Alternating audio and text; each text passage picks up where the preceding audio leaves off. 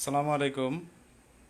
আন্তরিকভাবে দুঃখিত। আমি আসলে আজকে জুমে আমাদের একটি মিটিংয়ের মাধ্যমে আমার একটা প্রেজেন্টেশন ছিল, সবার সাথে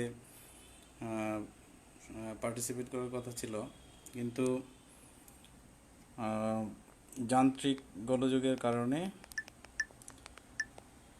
কোনোভাবেই আমি ওই সাউন্ড সিস্টেমটাকে আসলে ঠিক করতে পারিনি।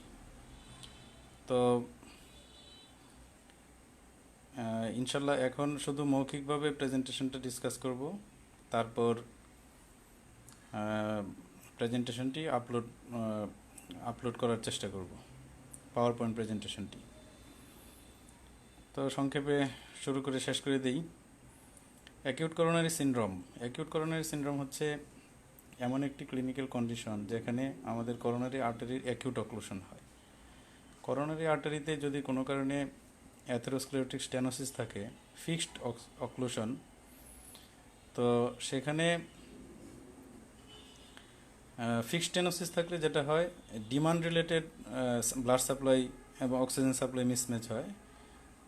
তখন একটা এক্সারশনাল একটা কন্ডিশনে আমাদের ইস্কেমিক ম্যানিফেস্টেশন হয়, সেটাকে আমরা বলি ক্রনিক স্টেবল অ্যাঞ্জাইনা। কিন্তু যখন অ্যাথেরোস্ক্লেরোটিক প্ল্যাকটা রাপচার হয়, সেই রাপচার্ড অ্যাথেরোস্ক্লেরোটিক প্ল্যাকে থ্রম্বোসিস হয়। থ্রম্বোসিস হয়ে করোনারি আর্টারির যদি পার্শিয়াল অর কমপ্লিট অক্লুশন হয়, তখন যে ধরনের ম্যানিফেস্টেশন হয় সেটাকে আমরা বলি অ্যাকিউট করোনারি সিনড্রোম। তার মানে ক্রনিক স্টেবল অ্যাঞ্জাইনাতে আমাদের ফিক্সড স্টেনোসিস থাকে, সেটা শুধুমাত্র demand related oxygen supply mismatch হয়। আর অ্যাকিউট করোনারি সিনড্রোমে ডিমান্ডের কোনো বিষয় থাকে না, সেখানে অ্যাথেরোস্ক্লেরোটিক প্ল্যাকটা রাপচার হয়ে সেখানে থ্রম্বোসিস হয়ে পার্শিয়াল অর কমপ্লিট অক্লুশন হয় করোনারি আর্টারি। তো এটা বোঝার জন্য আমাদের আসলে করোনারি আর্টারির সাপ্লাই এরিয়াটা আমাদের সবসময় মাথায় রাখতে হবে। করোনারি আর্টারির আমরা মেইনলি দুইটা coronary artery, right coronary artery and হচ্ছে left coronary artery. Right coronary artery mainly হার্টের ইনফিরিয়র সারফেসকে সাপ্লাই দেয় এবং 90% কেজে এভি নোডকেও সাপ্লাই দেয় রাইট করোনারি আর্টারি।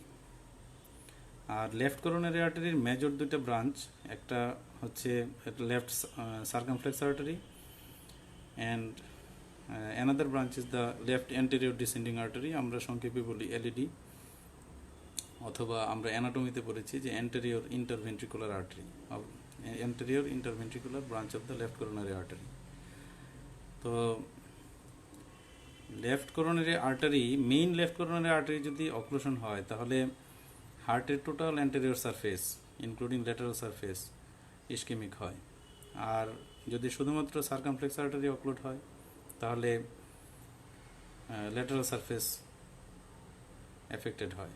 আর লেফট অ্যান্টেরিয়র ডিসেন্ডিং আর্টারি, যেটা এলইডি বলি আমরা, সেটা অক্লুডেড হলে এন্টেরোসেপ্টাল পোর্শন, হার্টের এন্টেরোসেপ্টাল পোর্শন এফেক্টেড হয়। তো এই দুইটা জিনিস মনে রাখলেই যথেষ্ট যে right coronary supplied the inferior surface of the heart, also in 90% case the AV node of the heart. এটা মনে রাখা জরুরি, কারণ রাইট করোনারি আর্টারি অক্লুড হলে ইনফিরিয়র এমআই অথবা ইস্কিমিয়া হয়। আর যেহেতু 90% কেজে এভি নোডকে সাপ্লাই দেয়, তখন ডিফারেন্ট ফর্মসের এভি নোডাল ব্লক হয়, first degree, second degree, complete, এরকম এভি নোডাল ব্লক হয়। তো এই হচ্ছে সংক্ষেপে আমাদের arterial supply of the heart, right coronary artery and left coronary artery. এরপরেই যেটা আমাদের খেয়াল রাখতে হবে সেটা হচ্ছে, আমরা জানি যে ischemic heart disease, ischemic heart disease means the different conditions of the heart due to coronary artery ischemia. তো ইস্কেমিক হার্ট ডিজিজের ডিফারেন্ট ম্যানিফেস্টেশনস আছে, আমরা সবাই জানি যারা মেডিকেল স্টুডেন্ট বা ডক্টর অলরেডি পড়েছি, যে ইস্কেমিক হার্ট ডিজিজের জন্য ক্রনিক স্টেবল অ্যাঞ্জাইনা হয়, ইতিমধ্যে আমি বলেছি। অ্যাকিউট করোনারি সিনড্রোম হয়। অ্যাকিউট করোনারি সিনড্রোমের ভিতরে মেনলি দুইটা জিনিস, একটা আনস্টেবল অ্যাঞ্জাইনা এবং মায়োকার্ডিয়াল ইনফারশন। যদি সেলগুলো ড্যামেজ হয়, ডেথ হয়, মায়োসাইট, সেটাকে আমরা বলি মায়োকার্ডিয়াল ইনফারশন। আর যদি অ্যাকিউট ইস্কেমিয়া হয়, শুধু যদি সেলগুলো ড্যামেজ না হয়, তাহলে সেটাকে আমরা বলি আনস্টেবল অ্যাঞ্জাইনা। তাছাড়াও ইসকেমিক হার্ট ডিজিজের জন্য heart failure, cardiac arrhythmia and sudden cardiac death হয়। এই জন্য stable angina, unstable angina, acute myocardial infarction, heart failure, arrhythmia, sudden cardiac death, এই সবগুলো জিনিসকে একসাথে বলা হয় spectrum of the ischemic heart disease. Ischemic heart ডিজিজের এটা হচ্ছে spectrum of the manifestation: stable angina, unstable angina, myocardial infarction, heart failure, arrhythmia and sudden cardiac death. তাহলে আমরা অ্যাকিউট করোনারি সিনড্রোম বলতে আসলে আমরা কি বুঝলাম?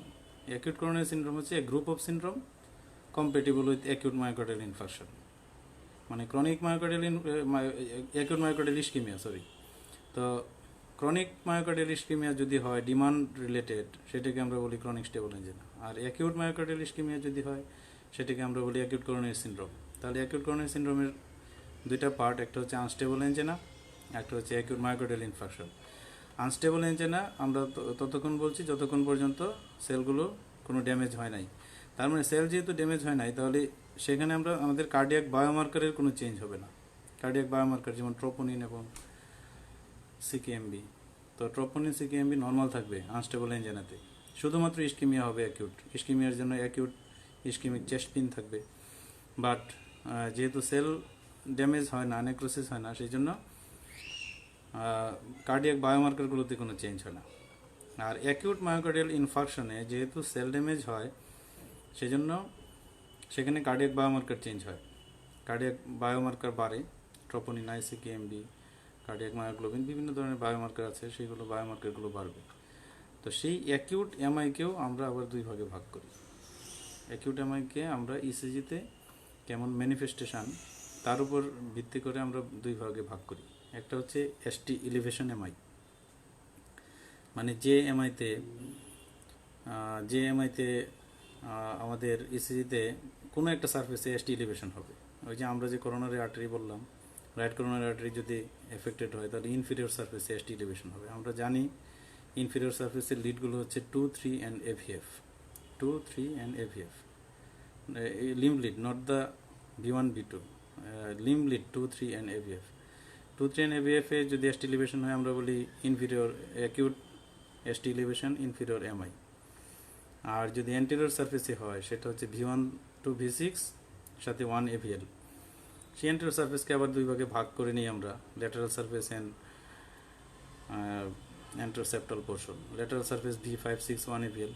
তো ওই আলোচনা যাচ্ছি না, এটি ইসিজির আলোচনা। মানে আমাদের দুই ধরনের এমআই হয়, একটা হচ্ছে এসটি ইলিভেশন এমআই, সেটা নিয়ে বলছিলাম যে বিভিন্ন সারফেসে আমরা ইসিজিতে দেখতে পারি যে এসটি ইলিভেশন, সেই অনুযায়ী আমরা নামকরণ করে দিই যে এসটি ইলিভেশন এমআই।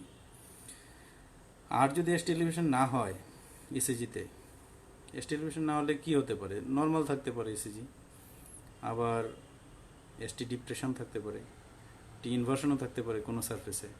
তো এই যে নর্মাল অথবা এসটি ডিপ্রেশন অথবা টি ইনভার্সন, এই ধরনের ফাইন্ডিং যদি থাকে, ক্লিনিক্যালি পেশেন্টের যদি চেস্ট পেইন থাকে, ischemic type of chest pain, ইসিজিতে আমি এমআই কমেন্ট করতে পারিনি, কারণ হচ্ছে ইসিজিতে এসটি ইলিভেশন নাই। তো সেই ক্ষেত্রে যদি ট্রোপোনিন পজিটিভ থাকে, ট্রোপোনিন রেস থাকে, কার্ডিয়াক আদার বায়োমার্কার্স রেস থাকে, সেটাকে আমরা বলি নন এসটি ইলিভেশন এমআই। মানে মায়োকার্ডিয়াল ইনফেকশন হয়ে গিয়েছে, যার জন্য আমাদের কার্ডিয়াক বায়োমার্কারগুলোতে পরিবর্তন হয়েছে, কিন্তু যেহেতু ইসিজিতে এসটি ইলিভেশন পাইনি, তার জন্য এটাকে আমরা নন এসটি ইলিভেশন এমআই বলি।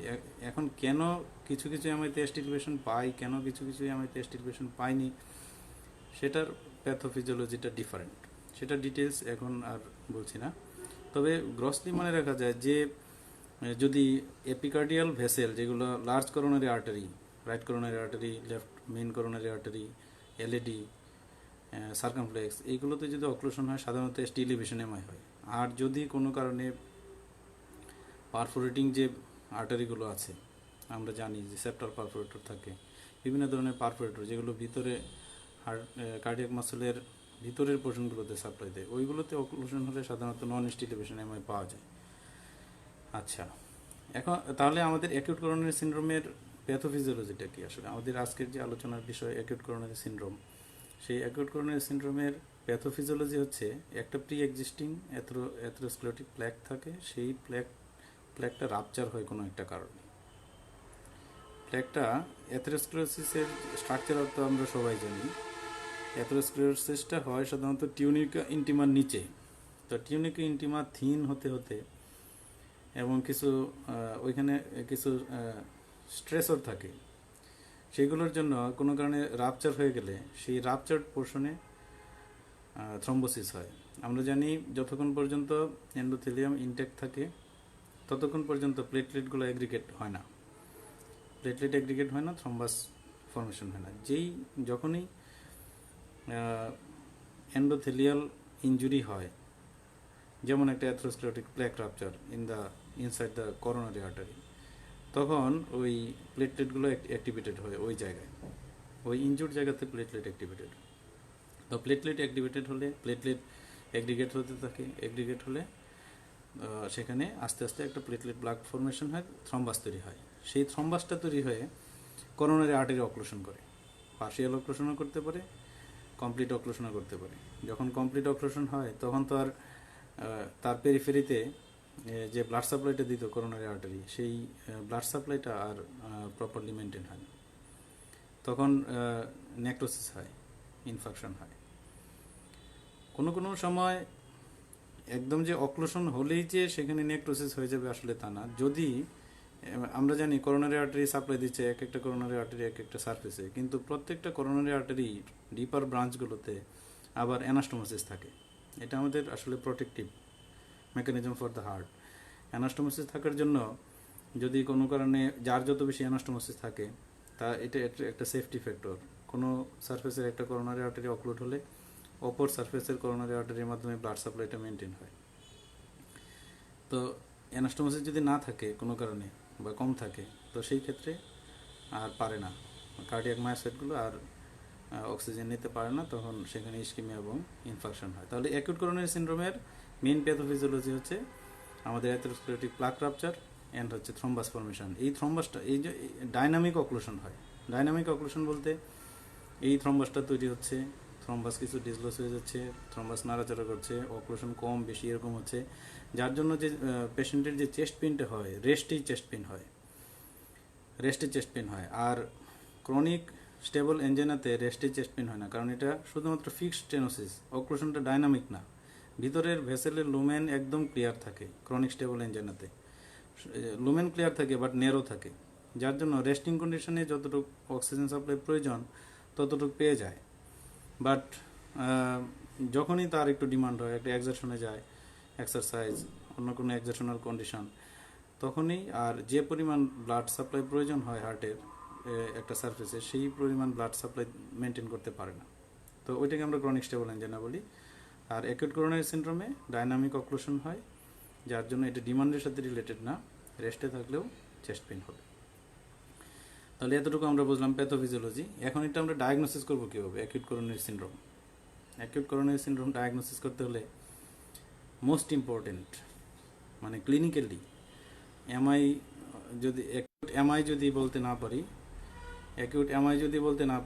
তাহলে অ্যাকিউট এমআই বা আনস্টেবল এনজাইনা হয়তো আমি ভাগ করতে পারলাম না, কিন্তু ক্লিনিক্যালি আমরা স্পষ্ট বলে দিতে পারবো যে এটা ইসকেমিক হার্ট ডিজিজ কিনা, অ্যাকিউট করোনারি সিনড্রোম কিনা, ক্লিনিক্যালি নিয়ার অ্যাবাউট 95% কেসে।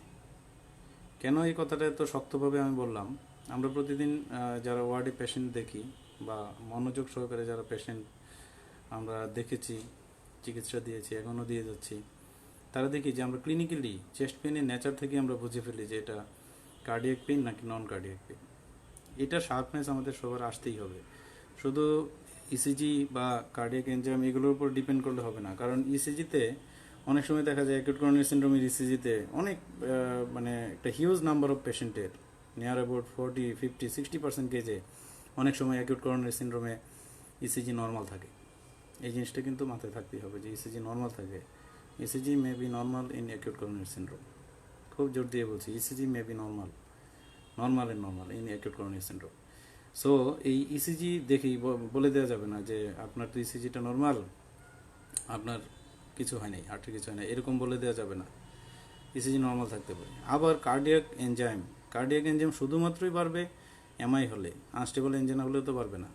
আবার এমআই হলেই যে বাড়বে এমন কোনো কথা নেই, ডিউরেশনের বিষয় আছে।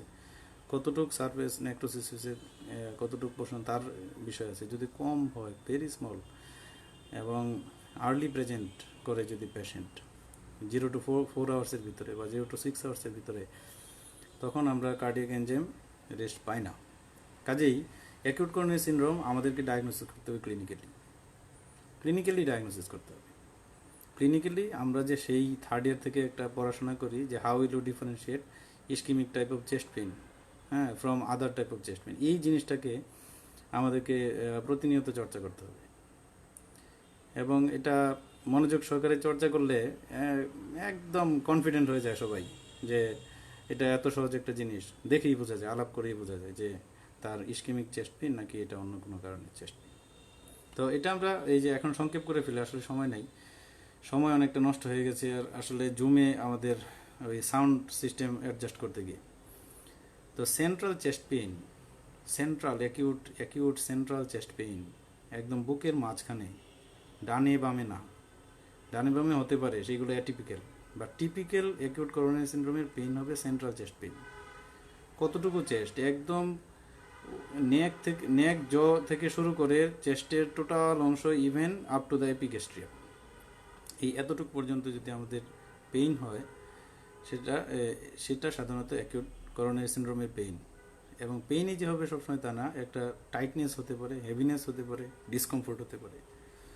অনেকেই বলে যে আমার বুকে ব্যথা, অনেকেই বলে যে বুকে চাপ ধরে আছে, অনেকেই বলে যে দম আটকে গেছে। আসলে তখন দেখাইতে বললে সে বলে যে এখানে বুকে সেন্ট্রাল চেস্ট পেইন, এই একদম ডিফিউজলি দেখায়, এভাবে পয়েন্টিং করে না। যদি কেউ বামে ডানে পয়েন্টিং পেইন দেখায়, এটা আনলাইকলি কার্ডিয়াক পেইন। পয়েন্ট করা যায় এরকম, বলে যে আমার এইখানে ব্যথা, বাম দিকে নিপলের নিচে বলতেছে যে আমার এখানে ব্যথা। এগুলো সাধারণত নন কার্ডিয়াক পেইন। তবে এগুলো কার্ডিয়াক হতে পারে যদি তখন ইসিজি এভিডেন্স যদি থাকে, বা কার্ডিয়াক মার্কারের এভিডেন্স, আদার এভিডেন্স থাকলে এগুলোকে আমরা কার্ডিয়াক ধরে নিই, অ্যাটিপিক্যাল। বাট মেইন কোনো ধরনের এভিডেন্স থাকুক বা না থাকুক, যদি সেন্ট্রাল চেস্ট পেইনের কথা বলে, সেন্ট্রাল চেস্ট ডিসকমফোর্ট, সেটাকে আমরা বলি যে অ্যাকিউট করোনারি সিনড্রোমের পেইন। সেই পেইনটা রেডিয়েট করতে পারে জতে, রেডিয়েট করতে পারে নেকে, জতে, আর্মে, 2 আর্মি রেডিয়েট করতে পারে। বেশিরভাগ ক্ষেত্রে লেফট আর্মি হলেও 2 আর্মি রেডিয়েট করতে পারে। অনেক সময় এপিগ্যাস্ট্রিয়ামে, কিছু কিছু সময় ব্যাকে। তবে রেডিয়েট করুক বা না করুক, আমরা ক্লিনিক্যালি যেটা দেখি, অনেক মানুষ টিপিক্যালি বলে যে রেডিয়েট করছে পেইনটা। আমি যদি বলি যে বাবা আপনার কোথায় ব্যথা করছে, তখন বলে যে বাবা এই জায়গায় ব্যথা করছে বুকের মাঝখানে। আবার বলে যে 2 হাত, একদম 2 হাতে ব্যথা করছে, এরকম বলে। আবার অনেকে বলে এই হাতের কথা বলে না, রেডিয়েশনের সাইটের কথা বলে না, শুধু বলে যে আমার সে বুকের মাঝখানে ব্যথা, এখানে চাপ দিচ্ছে। তো এই সেন্ট্রাল চেস্ট পেইনটা খুবই ইম্পর্টেন্ট অ্যাকিউট করোনারি সিনড্রোমের ক্ষেত্রে। আর অনেক সময় ওইগুলো অ্যাটিপিক্যাল কথাবার্তা আমরা আসলে বেশি চর্চা না করাই ভালো। অ্যাটিপিক্যাল পেইনগুলো হচ্ছে এই চেস্ট পেইনের কথা তেমন বলে না, বলে যে রেডিয়েশনের সাইটগুলোতে, জতে পেইন, নেকে পেইন, আর্মে পেইন।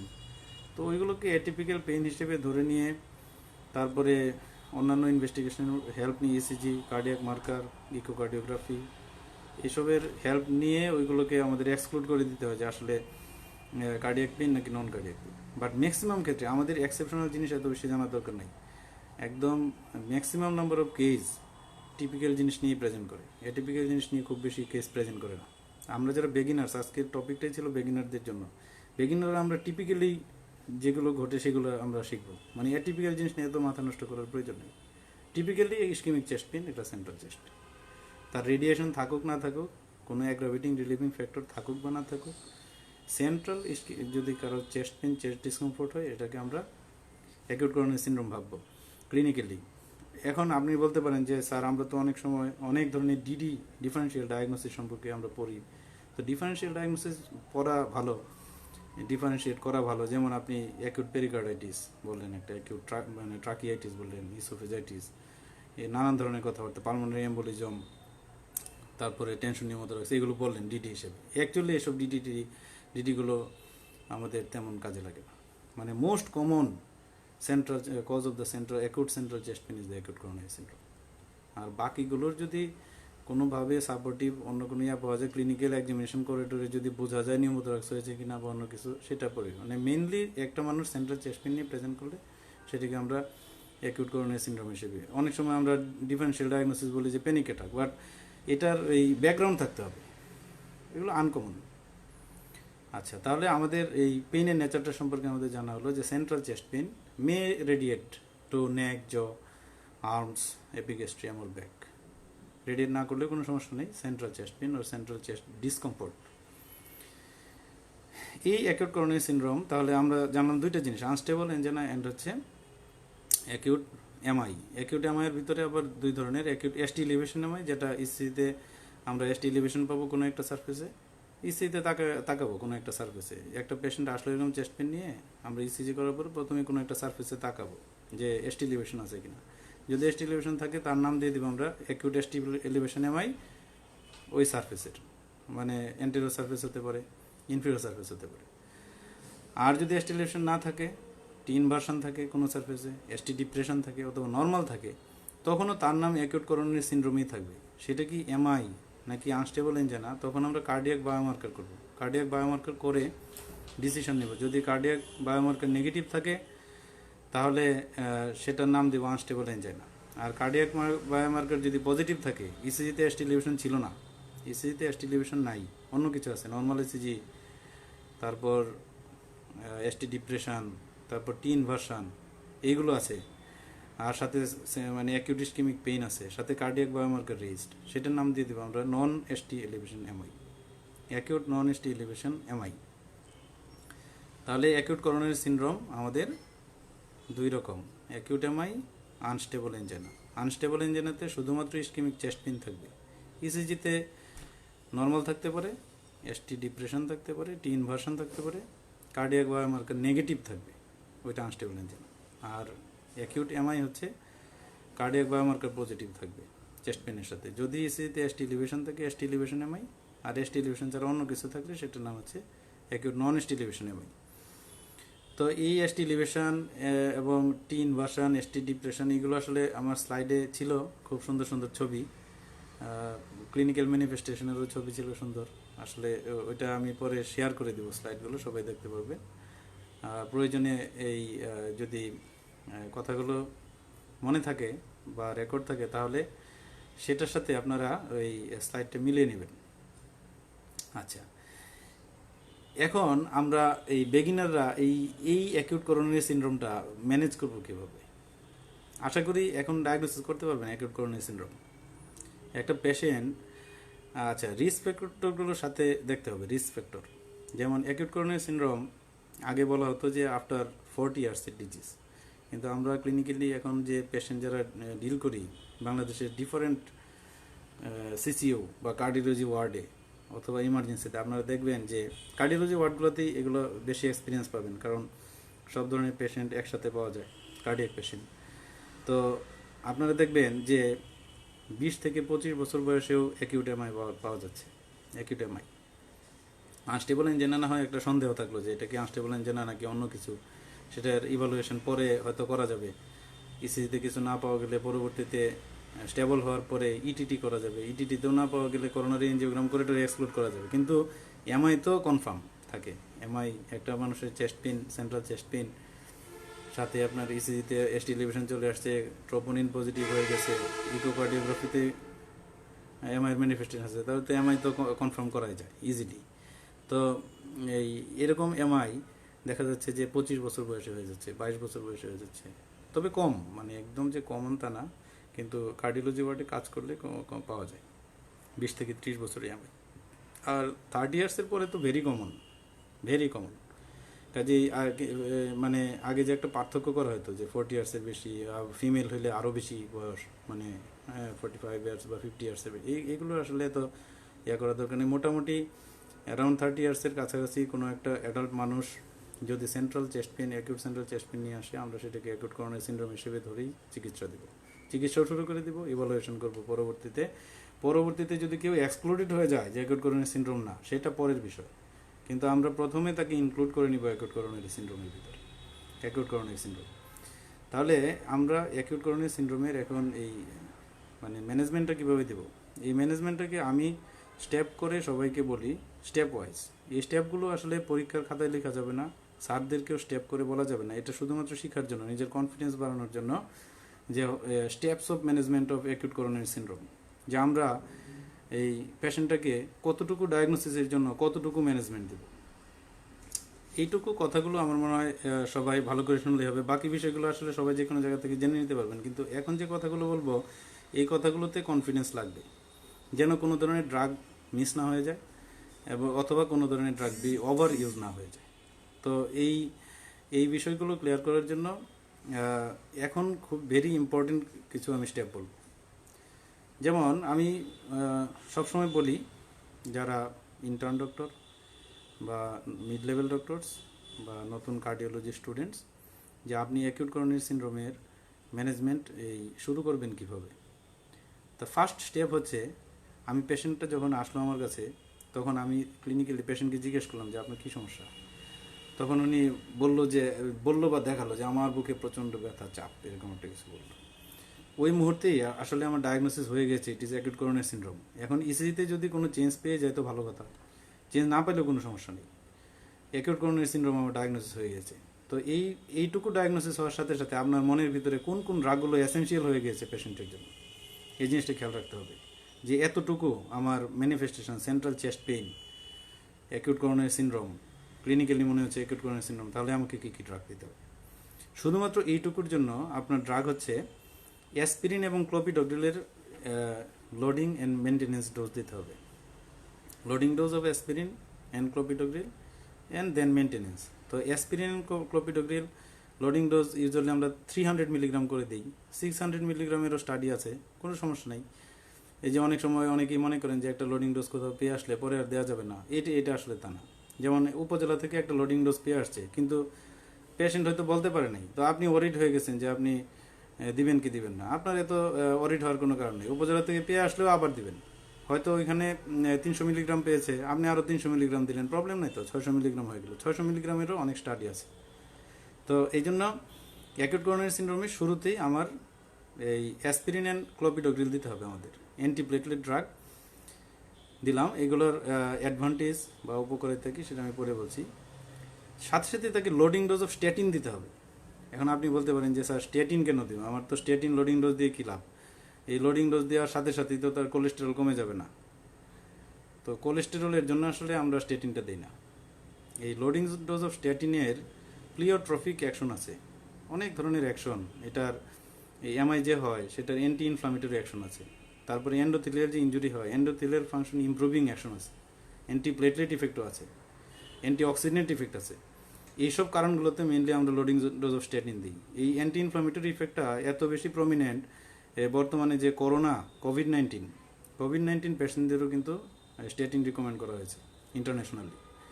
যার জন্য এই প্লিওট্রফিক ইয়ের জন্য আমরা কিন্তু স্ট্যাটিন দিই, মানে তার লিপিড লোয়ারিংয়ের ইফেক্টের জন্য দিই না। আর এমআই বা ইস্কেমিয়া, হাইপারটেনশন, ডায়াবেটিস এইসব কন্ডিশন যাদের আছে তাদের এই নর্মাল কোলেস্টেরল লেভেলও আমরা আশা করি না।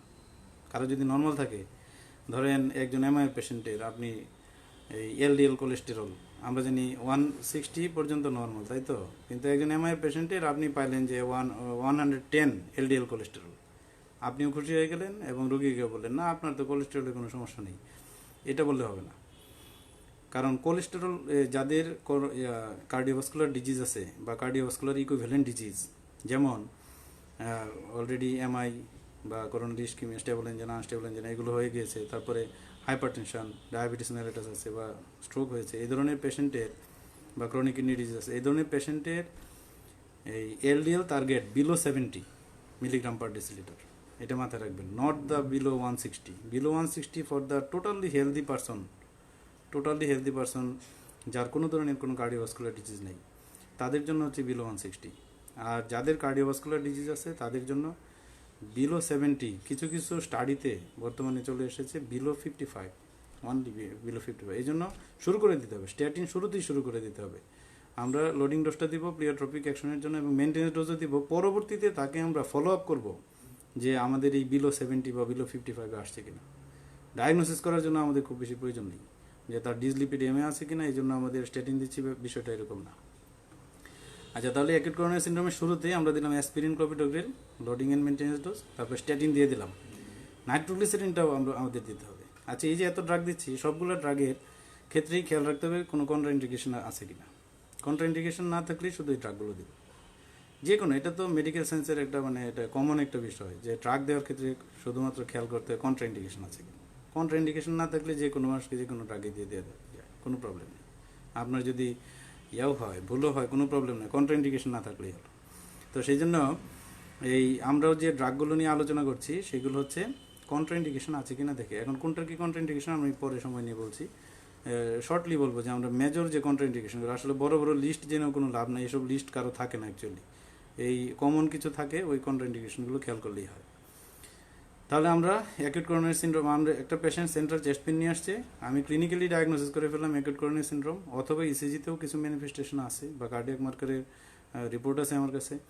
তো এই এই এই এতটুকু ডায়াগনোসিস করার সাথে সাথে আমার ড্রাগ হয়ে গেল antiplatelet drug, aspirin, clopidogrel, statin দিয়ে দিলাম, নাইট্রোগ্লিসারিন দিয়ে দিলাম। আর সাপোর্টিভ ম্যানেজমেন্ট দিয়ে দিতে হবে এতটুকুর জন্য, যেমন নার্কোটিক অ্যানালজেসিক। আমরা ইস্কিমিক চেস্ট পেনে কিন্তু অন্য কোনো অ্যানালজেসিক আমরা ইউজ করি না, শুধু narcotic analgesic, either morphine or pethidine. Morphine is preferable, but morphine is not available everywhere. Pethidine বেশি ইউজ করা হয়। The morphine is better than the pethidine. এটারও কারণ আছে, বিভিন্ন ধরনের কারণের জন্যই মরফিনটা প্রেফারেবল। তো নার্কোটিক অ্যানালজেসিক, অ্যান্টিএমিটিক, ক্লাসিক্যাল একটা feature of the acute MI. Unstable ইঞ্জিনেতে কম থাকে, বাট অ্যাকিউট এমআইতে এটা খুবই কমনলি থাকে যে নশিয়া হচ্ছে পেশেন্টের, বা অলরেডি ভমিটিং হয়ে গিয়েছে 1-2 বার, 3 বার, 4 বার। ক্লাসিক্যালি বলে, আপনারা যারা সিসিউতে কাজ করেন এই রোগীকে জিজ্ঞেস করবেন যে আপনার কী সমস্যা হয়েছিল, এমআইয়ের রোগীকে। তখন এমআইয়ের রোগীগুলো বলে যে আমার তো বুকে চাপ দিয়ে ধরছিল। তারপরে বলবেন যে আপনার কি বমি হয়েছিল, তখন উনি বলে জি আমার তো 1-2 বার বমি হয়েছে।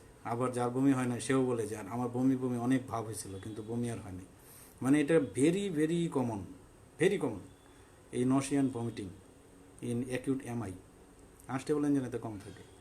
তো সেই জন্য এইগুলো আবার নার্কোটিক অ্যানালজেসিক দিতে গেলেও প্রচুর নশিয়ান ভমিটিং হয় অনেকের। আবার এই অ্যাসপিরিন, ক্লোপিডোগ্রিল, এগুলো লোডিং ডোজ, স্ট্যাটিন, এগুলো দিতে গেলে মানে ভমিটিং, নশিয়া হয়। যার জন্য আমাদের অ্যান্টিএমিটিক দিতে হবে প্রত্যেক পেশেন্টকেই, ইচ অ্যান্ড এভরি পেশেন্টকেই আমাদের অ্যান্টিএমিটিক দিতে হবে। আর যেহেতু এত হাই ডোজ অফ অ্যাসপিরিন দিচ্ছেন আপনি, প্রোটন পাম্প ইনহিবিটর, আর পেশেন্ট যেহেতু অ্যাকিউট স্ট্রেসফুল অ্যাংশাস কন্ডিশনে থাকে, সেই জন্য তাকে এনজিওলাইটিক দিতে হবে। তাহলে এটা হচ্ছে আমার স্টেপ 1 ম্যানেজমেন্ট, খেয়াল রাখবেন। এই ড্রাগগুলো তার জন্য ম্যান্ডেটরি। মানে যখনই একটা আমি ক্লিনিক্যালি বুঝতে পারলাম this is a case of acute coronary syndrome, মানে আমি এখনও বুঝি নাই যে এমআই নাকি আনস্টেবল এনজাইনা, এগুলো এখনও আমি হয়তো ডিফারেন্সিয়েট করতে পারিনি, বাট বুঝতে পেরেছি যে এটা একটা অ্যাকিউট করোনারি সিনড্রোম, তখনই আমার এই ড্রাগগুলো দিয়ে দিতে হবে যদি কোনো কন্ট্রাইন্ডিকেশন না থাকে। Aspirin, clopidogrel, statin, nitroglycerin, narcotic analgesic, antiemetic, proton pump inhibitor, anxiolytic. এই কথাগুলো সবাইকে খেয়াল রাখতে হবে যে এটা আমাদের common management for the acute coronary syndrome, যদি কোনো কন্ট্রাইন্ডিকেশন না থাকে। কন্ট্রাইন্ডিকেশনগুলো আমরা এখন আলোচনা করে নিই। দেন হচ্ছে স্টেপ 2, মানে আমি এতটুকু করার পরে এরপরে আমি কি করব পেশেন্টকে। তো এরপরের কাজ হচ্ছে আমাদের ইসিজির দিকে তাকানো। ইসিজির দিকে তাকানো সেটা ডিফারেন্ট টপিক। ইসিজি অনেকেই আপনাদের ক্লাস নিচ্ছে, অনেকেই জেনে গিয়েছেন, আমাদেরও সুযোগ হলে আমরা হয়তো নিব। তো এই ডিফারেন্ট মানে এই যে একটা টপিক ইসিজিতে তখন আমরা তাকিয়ে দেখব যে এই ইসিজিতে কোনো সারফেসে এসটি এলিভেশন আছে কিনা, অ্যান্টেরিয়র সারফেস অথবা ইনফেরিয়র। ইসিজি আসলে সারফেস দুইটাই, আমরা শুধু এত সারফেসে ভাগাভাগি করে মাথা নষ্ট করে দিই। দুইটা সারফেস, অ্যান্টেরিয়র সারফেস আর ইনফেরিয়র সারফেস। এই লিড 2-3 ABF হচ্ছে ইনফেরিয়র সারফেস, আর এছাড়া যত লিড আপনি জানেন সব হচ্ছে anterior surface. V1 to V6, 1 APL, এগুলো হচ্ছে অ্যান্টেরিয়র সারফেস। তো এই আমরা শুধু দুইটা সারফেসে তাকাবো পেশেন্টের ইসিজির। আমরা চেস্ট পেন নিয়ে আসলে কোনো পেশেন্টের আমরা ইসিজিতে চট করে দুইটা সারফেসে তাকে নিজেকে জিজ্ঞেস করব, প্রশ্ন করব যে অ্যান্টেরিয়র সারফেসে কি এসটি এলিভেশন আছে। যদি না থাকে পরে নিজেকে আবার প্রশ্ন করব ইনফেরিয়র সারফেসে কি এসটি এলিভেশন আছে। তো এই প্রশ্নের উত্তর যদি আপনি পেয়ে যান ইসিজি দেখে, মানে আগে থেকে যদি এসটি এলিভেশন জিনিসটা কি বুঝেন, এগুলোর ছবি ছিল আজকে প্রেজেন্টেশনে। আমি মানে খুবই দুঃখিত যে আমি এই জুমে প্রেজেন্টেশনটা আসলে কমপ্লিট করতে পারিনি। তো যদি এসটি এলিভেশন থাকে তখন আপনাকে সিদ্ধান্ত নিতে হবে দুইটা বড় সিদ্ধান্ত। একটা হচ্ছে প্রাইমারি পিসিআই করা যায় কিনা, অথবা তাকে থ্রোম্বোলাইটিক্স দেওয়া যায় কিনা। তো প্রাইমারি পিসিআইয়ের ব্যাপারেই মানে পুরো ওয়ার্ল্ড বিভিন্ন ধরনের মেটা অ্যানালাইসিস স্টাডি করে আমরা তো সবচেয়ে বেশি ফলো করি ইউরোপিয়ান সোসাইটি অফ কার্ডিওলজির গাইডলাইন, আর কিছু কিছু ক্ষেত্রে আমেরিকান হার্ট অ্যাসোসিয়েশন অথবা আমেরিকান কলেজ অফ কার্ডিওলজি, এই গাইডলাইনগুলো আমরা ফলো করি। এই গাইডলাইনগুলো সবগুলোতেই প্রাইমারি পিসিআইকে সবচেয়ে বেশি গুরুত্ব দেওয়া হয়েছে। আমরা অনেক সময় করি কি যে স্ট্রেপ্টোকাইনেজ দিয়ে পেশেন্ট ভালো আছে মনে করি যে সব চিকিৎসা শেষ হয়ে গেছে, আসলে তা না। স্ট্রেপ্টোকাইনেজ বা থ্রোম্বোলাইটিক্স এইগুলো যদি ইফেক্টিভ হয়, মানে ধরেন থ্রোম্বোলাইটিক্স দেওয়ার পরে কারো খুব ভালো রেসপন্স হয়েছে, কারো রেসপন্স হয় নাই, রেসপন্স হোক বা হোক হয় না এগুলো কোনো বিষয় না, পিসিআইয়ের দিকে আপনাকে যেতে হবে। পিসিআইয়ের যে আউটকাম তার সাথে থ্রোম্বোলাইটিক্সের আউটকাম এক হবে না কখনো। যার জন্য এই পিসিআইয়ের দিকে খুব খেয়াল রাখতে হবে যে পিসিআই করা যায় কিনা। আমাদের দেশে প্রাইমারি পিসিআই ঢাকার একটা দুইটা জায়গায় হচ্ছে, তাও সীমিত পরিসরে। আমরা আশা করব যে দেশে অদূর ভবিষ্যতে প্রাইমারি পিসিআইয়ের ফ্যাসিলিটি বাড়বে, আমরা সব পেশেন্টকে প্রাইমারি পিসিআই করার চিন্তা করব। মানে প্রাইমারি পিসিআই হচ্ছে এমন একটা জিনিস যে কোনো ধরনের থ্রোম্বোলাইটিক্স এগুলো না দিয়ে টিয়ে সরাসরি তাকে পিসিআই করে ফেলবো। এটা করতে হয় পেশেন্টের, এটা কখন করতে হয় আমি পরে বলছি। তো এই প্রাইমারি পিসিআইটা করা যায় কিনা এটা দেখতে হবে। যদি করা না যায়, আমাদের দেশের বেশিরভাগ মানে জায়গাতেই আসলে প্রাইমারি পিসিআইয়ের সুবিধা নাই, সেই ক্ষেত্রে আমরা দেখব যে তাকে থ্রোম্বোলাইসিস করা যায় কিনা। অ্যাকিউট এসটি এলিভেশন এমআইতে যে সার্ফেসেই হোক, ইনফিরিয়র সার্ফেস এন্টেরিয়র সার্ফেস যাই হোক, এসটি এলিভেশন যদি থাকে ইসিতে অ্যাকিউট এমআই, সেই ক্ষেত্রে আমরা তখন পিসিআই করতে পারছি না, তখন থ্রোম্বোলাইসিস করার চেষ্টা করব।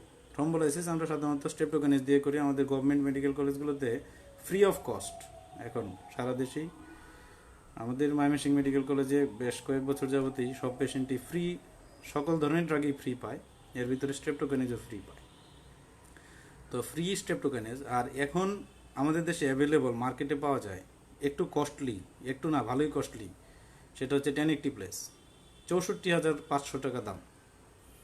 তো সেই হ্যাঁ, রাকিবুলের প্রশ্নের উত্তর দিচ্ছি যে প্রাইমারি পিসিআই কতক্ষণের মধ্যে করতে হবে, কারণ এক কথায় এটার উত্তর দেওয়া যাবে না, মানে এই যে 12 ঘন্টার ভিতরে নাকি আরও পরে করা যায়, এটা একটু পরে আমি সুন্দর করে বলতেছি। আচ্ছা, আর লোডিং ডোজ অফ স্ট্যাটিন সবাই অনেকে জিজ্ঞেস করেছেন, আজহার বিন আনিস। তো লোডিং ডোজ অফ স্ট্যাটিন হচ্ছে এটাও একটা বিরাট বিষয় আর কি। স্ট্যাটিন আসলে 80 মিলিগ্রাম পর্যন্ত অ্যাট্রোভাস্ট্যাটিন দেওয়া যায়, আমরা এত প্র্যাকটিস করি না, আমরা একটা দিই কত 40 মিলিগ্রাম দিই। অ্যাকচুয়ালি আমাদের দেশের মানুষগুলোর জন্য এই বডি ওয়েটের জন্য, বডি ওয়েট সারফেস এরিয়া এগুলো কম, মানে আসলে এই ডোজগুলো তো ঠিক করে দেয় ইউরোপ আমেরিকানরা। তো তাদের যে body weight body surface area সেই অনুযায়ী ডোজ ঠিক করে দেয়, সেটাই আমরা আমাদের উপর অ্যাপ্লাই করতে চাই।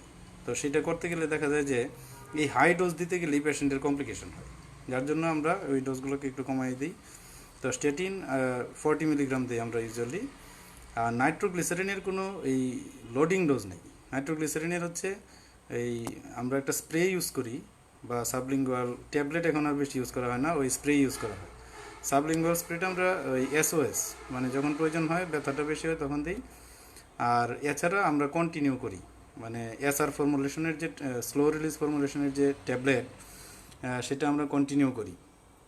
তো এই আর এছাড়া ইনফিউশন নাইট্রোগ্লিসারিনও আমরা ইউজ করি, কিন্তু সেই ইনফিউশন নাইট্রোগ্লিসারিন কখন ইউজ করি আমরা বলছি, এবং ভয় অনেকেই করে না, বাট আমি অনেক ইউজ করেছি, খুবই excellent result infusion nitroglycerine, specially মানে রেজিস্ট্যান্ট অ্যাঞ্জাইনা অ্যান্ড হচ্ছে অ্যাকিউট লেফট ভেন্ট্রিকুলার ফেইলিওর যদি ব্লাড প্রেশার সাপোর্ট করে, এক্সিলেন্ট রেসপন্স, মানে অনেক ডাইং পেশেন্টও রেসপন্স করে।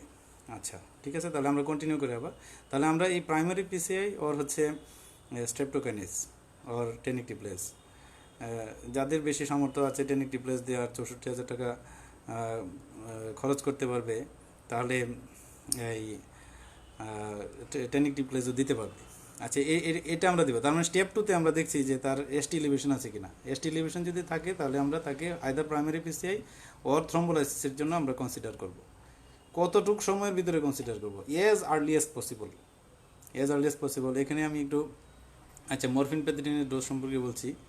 মোহাম্মদ মরফিন হচ্ছে এই আমাদের যে অ্যাম্পুলটা থাকে সেই অ্যাম্পুলটাতে 15 মিলিগ্রাম থাকে। তো সেটাকে ডাইলিউট করে মানে 14 ml নর্মাল স্যালাইনের সাথে ডাইলিউট করলে 50 মিলিগ্রাম ইন 15 ml হয়, মানে প্রতি ml-এ 1 মিলিগ্রাম হয়। তো সেখান থেকে আমরা 3 থেকে 4 ml মানে 3 to 4 মিলিগ্রাম আইভি দিতে হয় মরফিন, 3 to 4 মিলিগ্রাম। তো প্রিপারেশনটা বললাম, যদি মনে থাকে ভালো, না হয় পরে আবার আমি বুঝাই দেব। আর প্যাথিডিন সাধারণত 1 milligram per KG body weight, খেয়াল রাখবেন।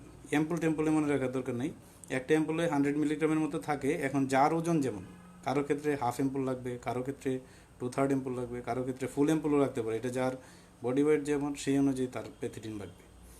আচ্ছা, আর রিপিট করা যাবে মরফিন প্যাথিডিন, মানে 6 to 8 আওয়ারলি রিপিট করা যাবে। আচ্ছা, এটা একটা। এখন আমরা বলছিলাম যে এই মানে সেকেন্ড স্টেপের ম্যানেজমেন্ট বলছিলাম যে এসটি এলিভেশন এমআইতে আমরা প্রাইমারি পিসিআই আর হচ্ছে থ্রম্বোলাইটিস। এখন কতক্ষণের মধ্যে, মানে যত তাড়াতাড়ি পসিবল। মানে আপনি চিন্তা করতে হবে এজ এ ডক্টর, আপনাকে ভাবতে হবে যে আমার আর সময় নাই, সময় শেষ হয়ে যাচ্ছে, ধ্বংস হয়ে যাচ্ছে সব কিছু, এখনই আমাকে সব করতে হবে। মানে এখানে আমি বসে বসে ভাববো, গল্প করব, এমন কোনো অপশন নাই। এটা একটা রুল আছে, আপনার নিয়ম আছে যে সেন্ট্রাল চেস্ট পেন নিয়ে আসা একটা পেশেন্টকে, যদি আপনার ফ্যাসিলিটি থাকে, 10 মিনিটের মধ্যে ইসিজি শেষ করতে হবে। মানে এই রুগীটাকে বাদ দিয়ে আপনি অন্যদিকে সময় নষ্ট করে 10 মিনিট পার করতে পারবেন না, এটা আপনি ক্রাইম করা হবে রোগীর প্রতি। ইসিজি করবেন, ইসিজিতে যদি এসটি এলিভেশন পান তাহলে নেক্সট 10 মিনিটসের ভিতরে তাকে স্টেপটোকাইনেস দিতে হবে, যদি তার ইন্ডিকেশন থাকে এবং কন্ট্রা ইন্ডিকেশন না থাকে। ইন্ডিকেশন কন্ট্রা ইন্ডিকেশন আমি পরে আলোচনা করছি। যদি ইসিজিতে এসটি এলিভেশন পান এবং তার যদি কোনো কন্ট্রা ইন্ডিকেশন না থাকে, তাকে 10 মিনিট, পরবর্তী 10 মিনিটের ভিতরে তার ব্লাডে স্টেপটোকাইনেসটা পৌঁছায় দিতে হবে। তারপরে তো সেই স্টেপটোকাইনেস 1 ঘন্টায় শেষ হবে, বাট 10 মিনিটের ভিতরে ব্লাডে স্টেপটোকাইনেসটা পৌঁছায় দিতে হবে। তাহলে এই আমরা থ্রম্বোলাইটিক্স সেকেন্ড স্টেপে আমরা এত কিছু আলোচনা করলাম যে এসটি এলিভেশন এমআই যদি হয় তাহলে আমরা প্রাইমারি পিসিআই অথবা থ্রম্বোলাইসিস করতে পারি কিনা। নেক্সট, আচ্ছা, এই প্রাইমারি পিসিআই একটু ছোট্ট দুইটা কথা বলি। ভেরি সিম্পল প্রসিডিউর, সবাই ভয় পায়। আর আমরা তো শুধু ডাক্তাররা বিভিন্ন টপিক নিয়ে কথা বলি, সারা বছর মারামারি করি, কিন্তু এইসব কাজ শিখি না। মানে সারা পৃথিবী যে এতদূর আগায় যাচ্ছে আমরা ইন্টারেস্টেড হই না। খুবই সিম্পল একটা প্রসিডিউর। আপনি কার্ডিয়াক ক্যাথেটারাইজেশন করে আর্টেরিয়াল রুটে এয়ারটার গোড়ায় গিয়ে, যেখানে করোনারি আর্টারিগুলোর অরিজিন, করোনারি সাইনাস, সেইখান দিয়ে আপনার এই করোনারি আর্টারিতে আপনি ডাই দিয়ে দেখবেন যে কোন করোনারি আর্টারি অক্লুশন। তো সেই অক্লুডেড পার্টে আপনি একটি প্রথমে বেলুন দিয়ে এই স্টেনোস্ট জায়গাটাকে আপনি ইনফ্লেট করার চেষ্টা করবেন, এটাকে বলা হয় এনজিওপ্লাস্টি। তারপরে সেই ফুলানো জায়গাটার ভিতরে একটা স্টেন্ট ইনসার্ট করে চলে আসবেন, যেন এটা আর ফার্দার অক্লুড না হয়। এই এতটুকু হচ্ছে প্রাইমারি পিসিআই। এক্সপার্ট হ্যান্ডে যদি করোনারি আর্টারি যদি নর্মাল থাকে, কোনো ধরনের জটিলতা না থাকে, এটা একটা 20 মিনিটের, লেস দেন 20 মিনিটসের প্রসিডিউর। তো এই প্রাইমারি পিসিআই নিয়ে তো ভয় পাওয়ার কিছু নেই। আস্তে আস্তে আমরা আশা করি যে এটা আমরা ডেভেলপ করতে পারবো সারা দেশে, যদি সবাই হেল্প করে আমাদের। আচ্ছা, এরপরে এই যে আমরা স্টেপটোকাইনেস দিচ্ছি, আমরা স্টেপটোকাইনেসই বেশি ইউজ করি, যেহেতু প্রাইমারি পিসিআই এখনও সারা দেশে অ্যাভেলেবল না। তো স্টেপটোকাইনেসের কিছু কন্ট্রাইন্ডিকেশন খেয়াল রাখতে হবে আমাদের।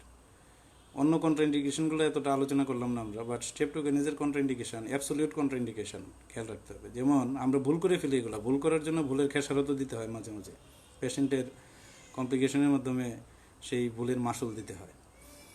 তো সেটা হচ্ছে এই অ্যাবসোলিউট, স্ট্রোক হয়েছিল কিনা পেশেন্টের, স্ট্রোক হয়েছিল কিনা এই জিনিসটা জিজ্ঞাসা করতে হবে। যদি কোনো কারণে হিমোরেজিক স্ট্রোকের হিস্ট্রি থাকে পেশেন্টের, খুব মনোযোগ সহকারে খেয়াল করবেন, হিমোরেজিক স্ট্রোকের যদি হিস্ট্রি থাকে পেশেন্টের, তাহলে লাইফ লং কন্ট্রাইন্ডিকেটেড এই থ্রম্বোলাইটিক ড্রাগগুলো। Streptokinase life long contraindicated. আর যদি ইস্কেমিক স্ট্রোক থাকে অথবা ট্রানজিয়েন্ট ইস্কেমিক অ্যাটাক থাকে, তাহলে 6 মান্থ পর্যন্ত কন্ট্রাইন্ডিকেটেড, 6 মাস পর্যন্ত।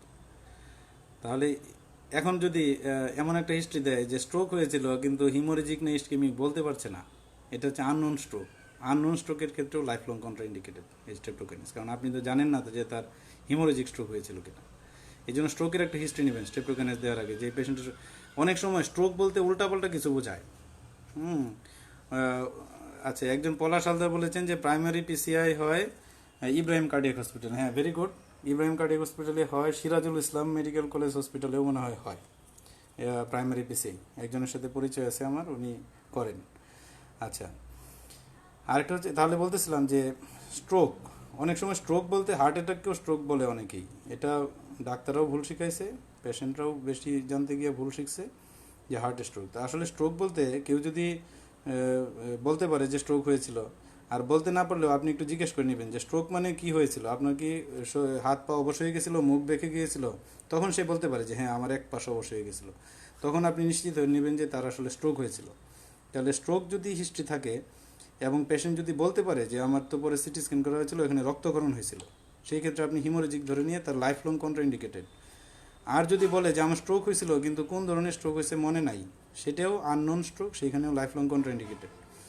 আর যদি বলে যে আমার স্ট্রোক হয়েছিল এবং বা অনেকেই রিপোর্ট নিয়ে আসে সাথে, যে এই যে দেখেন আমার স্ট্রোকের রিপোর্ট বা ছুটির কাগজ নিয়ে আসে, সেখানে ইস্কেমিক স্ট্রোক লেখা আছে, তখন এটা 6 মাসের ভিতরে কন্ট্রাইন্ডিকেট। আচ্ছা, আর যদি সিএনএস, যদি হেড ইঞ্জুরি থাকে সেই ক্ষেত্রেও কন্ট্রাইন্ডিকেটেড, যদি সিএনএস কোনো নিওপ্লাজম থাকে সেই ক্ষেত্রেও কন্ট্রাইন্ডিকেটেড, মেজর ট্রমা থাকে, যদি রিসেন্ট মেজর ট্রমা সার্জারি থাকে 1 মাসের ভিতরে, head injury within 1 month, recent major trauma within 1 month, surgery within 1 month, সেই ক্ষেত্রেও আমাদের ইয়া থাকবে, এই কি বলে কন্ট্রাইন্ডিকেশন থাকবে। অ্যাক্টিভ যদি ইন্টারনাল ব্লিডিং থাকে কোনো, ইনক্লুডিং জিআই ট্র্যাক্ট ব্লিডিং, সেই ক্ষেত্রেও আমাদের থ্রম্বোলাইটিস কন্ট্রাইন্ডিকেটেড। নন যদি ব্লিডিং ডিসঅর্ডার থাকে, কারো আইটিপি, কারো হিমোফিলিয়া, কারো লিউকেমিয়া, অনেক সময় পাওয়া যায়। আমরা কিছুদিন আগে একটা পেশেন্ট পেয়েছি যার লিউকেমিয়া উইথ অ্যাকিউটেমাই।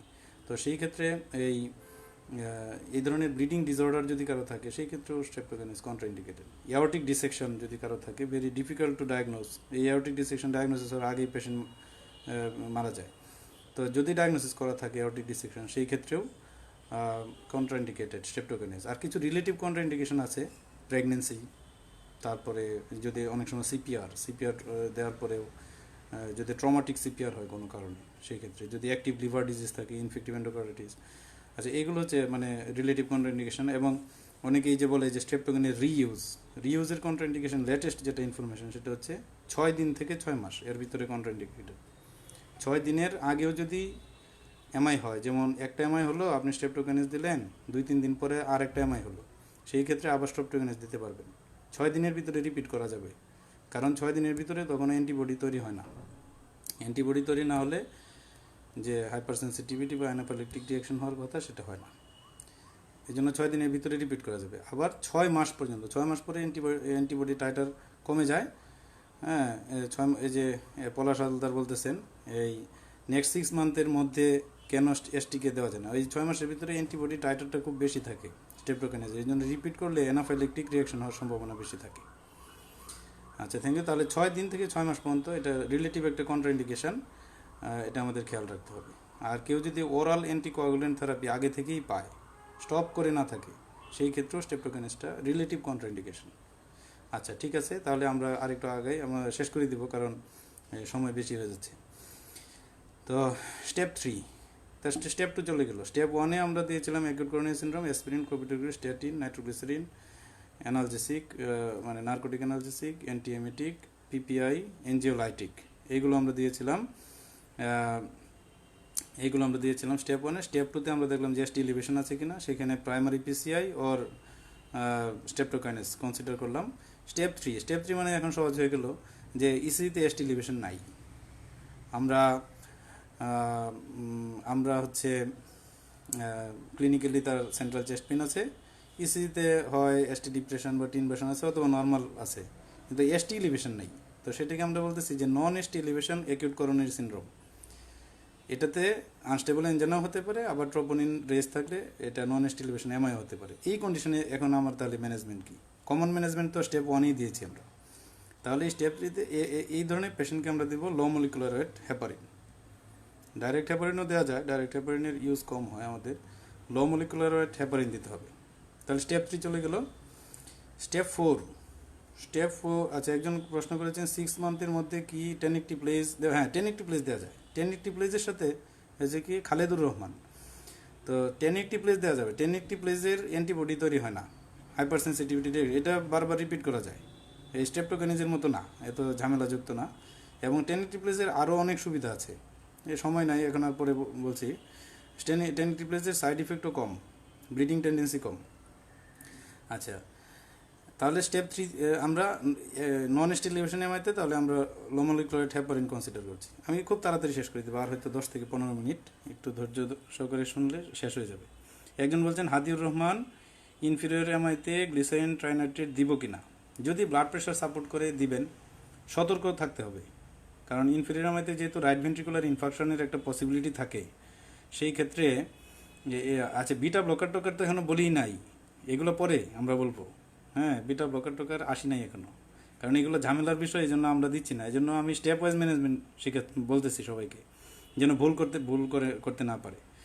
আর ইনফিরিয়র এমআইতে খুব ভেরি কশাসলি নাইট্রোগ্লিসারিন দিতে হবে, কারণ যেহেতু আরবি ইনফেকশন এক্সক্লুড করে দেওয়া যাবে।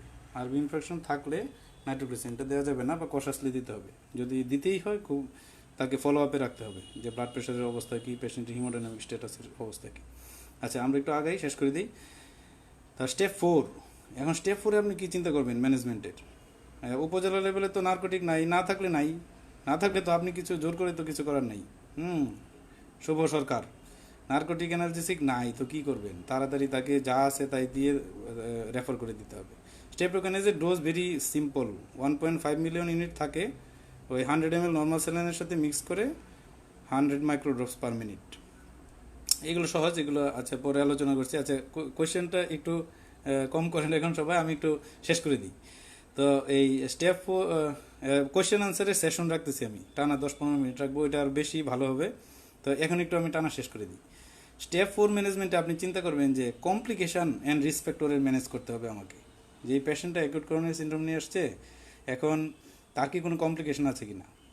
কমপ্লিকেশন থাকতে পারে, complication very common dangerous complications, acute left ventricular failure, cardiogenic shock, different forms of dangerous malignant cardiac arrhythmias like VT, ventricular fibrillation, atrial fibrillation, এই ধরনের এরিথমিয়াগুলো থাকে। তারপর হার্ট ব্লক থাকে। তো এইগুলো খুবই কমন, একদম কমন। যারা কার্ডিওলজিতে কাজ করবেন দেখবেন যে প্রতিনিয়ত পেশেন্টের এই খারাপই হচ্ছে এইগুলো দিয়ে, acute left ventricular failure, cardiogenic shock, different forms of arrhythmia, heart block, এইগুলো। আর এছাড়া তো আপনারা অনেক বড় লিস্ট জানেন এমআইয়ের কমপ্লিকেশনের, ওইগুলো এত বেশি কমন না, আনকমন। এই 4টা কমন কমপ্লিকেশন সম্পর্কে সতর্ক থাকতে হবে, যে পেশেন্টের কার্ডিওজেনিক শক আছে কিনা, অ্যাকিউট লেফট ভেন্ট্রিকুলার ফেলিওর আছে কিনা, তারপরে তার কোনো খারাপ কোনো এরিথমিয়া আছে কিনা, ভিটি, ভিএফ, এট্রিয়াল ফিব্রিলেশন, আর কোনো heart block 1st degree 2nd degree complete. তাহলে এই কন্ডিশনগুলোতে কী করা যায় আজকে আর আলোচনা করার হয়তো সময় পাওয়া যাবে না। তো এই ম্যানেজমেন্টগুলো শিখে নিতে হবে। আর রিস্ক ফ্যাক্টর ম্যানেজমেন্ট করতে হবে, ভেরি ইম্পর্টেন্ট। তখন আপনি তাকাবেন যে তার খোঁজ নেবেন যে আপনার কি ডায়াবেটিস আছে। ডায়াবেটিস থাকলে হিস্ট্রি দিলে সেটার ম্যানেজমেন্ট শুরু করবেন, আর না থাকলেও আপনি ব্লাড সুগার লেভেল অনুযায়ী আপনি তাকে ইনসুলিন অথবা যেভাবে ম্যানেজ করা যায় সেভাবে শুরু করবেন। তারপরে তার হাইপারটেনশন ছিল কিনা, কোনো কী ড্রাগ পাচ্ছিল, সেগুলোর সাথে একটা বর্তমান ব্লাড প্রেশার কেমন, এগুলোর সাথে হাইপারটেনশনটা ম্যানেজ করার চেষ্টা করবেন।